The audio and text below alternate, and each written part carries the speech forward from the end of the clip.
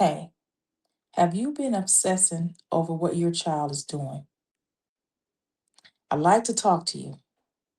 Um, this is a subject that may be difficult to hear, but I think it's something many prodigal parents struggle with. And if we're honest, some of us have struggled with it for years. I'd like to talk about what happens when your adult child slowly becomes the center of your emotional world. You wake up thinking about them, you go to bed thinking about them, you check their social media, you analyze their posts, you're looking for clues, you're asking family members questions, you ask mutual friends questions, you're replaying conversations in your mind, you're watching for signs, and you search for information. And before long, you realize something. You're spending more time monitoring your child than actually living your own life. Now, before anyone gets defensive, let me say this.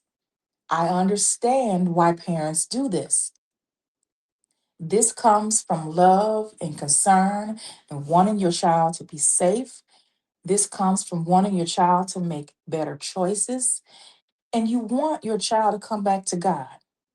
So I'm not criticizing you. I'm speaking as someone who understands how easy it is to get pulled into this trap.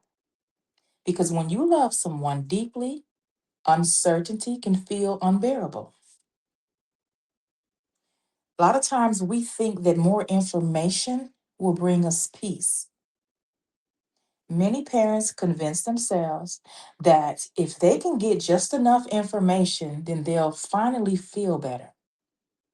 If I can see their social media, if I can find out where they're going, if I can figure out who they're spending time with, or if I can learn what they're really doing, then maybe I'll finally feel at peace. But has that actually happened? Think about it. How many times have you checked social media and felt better? Usually the opposite happens. You see something concerning, and then your anxiety increases or your blood pressure rises. Then your mind thinking worst case scenarios. You become upset. And now your entire day is affected by information you didn't even need. What we often calling staying informed is sometimes feeding our anxiety. The search for information can often become an addiction. This is something I think many parents never consider. You can become emotionally dependent on updates, not because the updates are helping, but because uncertainty feels uncomfortable. And then every notification becomes important, every post becomes important, every piece of information becomes important, and you start checking because you're trying to reduce your anxiety, but it's not helping.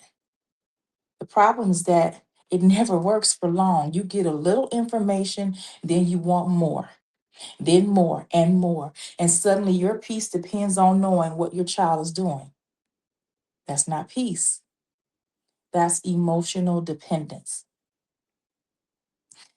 When we get in all this information, it creates the illusion of control.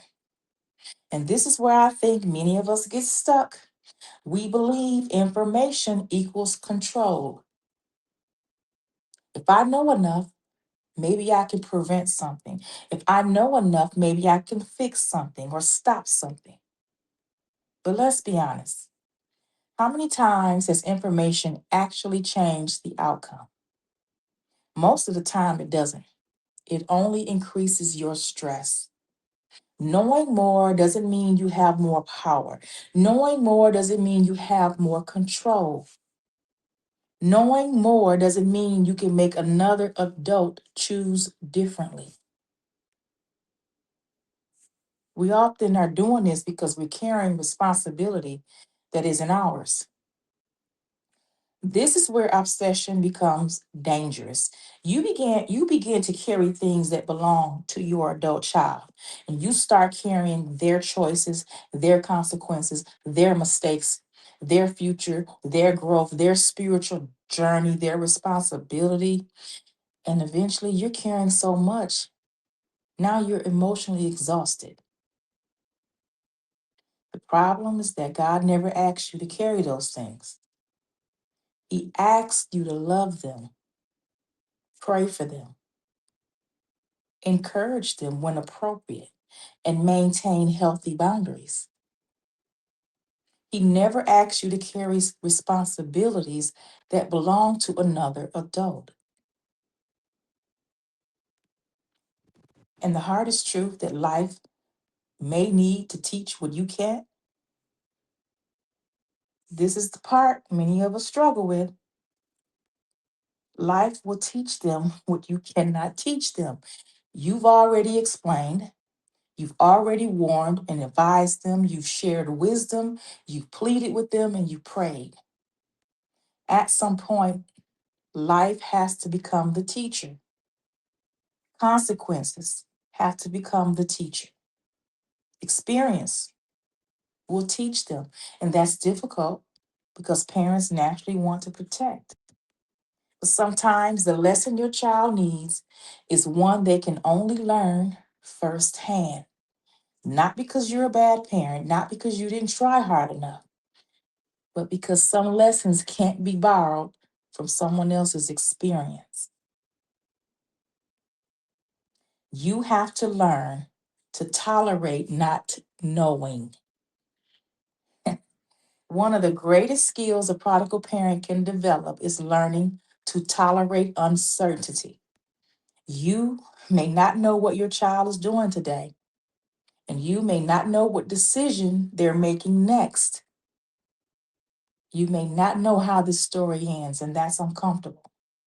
But your peace cannot depend on having answers, because if your peace depend on answers, you'll never have enough of them. Peace has to come from trusting God when answers are unavailable. As a parent to a prodigal child, you have to be okay with outcomes you don't like. This may be the hardest thing that I say to you today. You have to be okay with outcomes you don't like. Part of healing is accepting that your child may make choices you don't like. Part of healing is accepting that consequences may happen. And part of healing is accepting that you cannot force maturity, wisdom, repentance, or change. And many parents say they trust God, but what they're really saying is, I trust God if things turn out the way I want.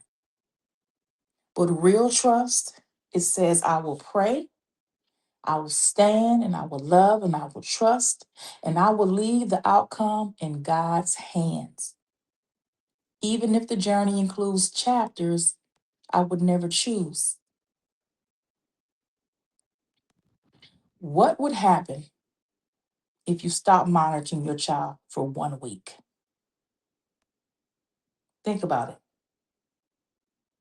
Ask yourself, what would happen if I stopped monitoring my child for 1 week? No social media checking, no asking people for updates, no investigating, no searching for clues, no detective work, y'all. Just prayer, just trust, just focusing on the responsibilities God has actually given you. Would your anxiety increase? Or would you finally begin finding peace? For many parents, the thing they think is helping them is actually feeding their fear. Think about it.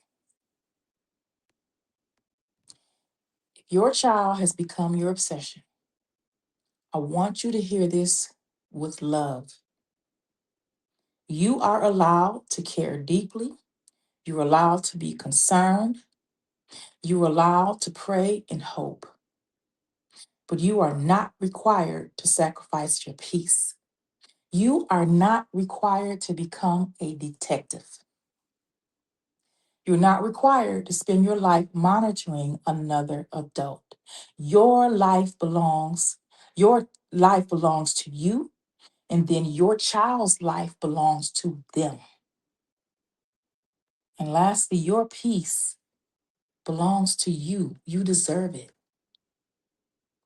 Somewhere along this journey, every prodigal parent has to learn the difference.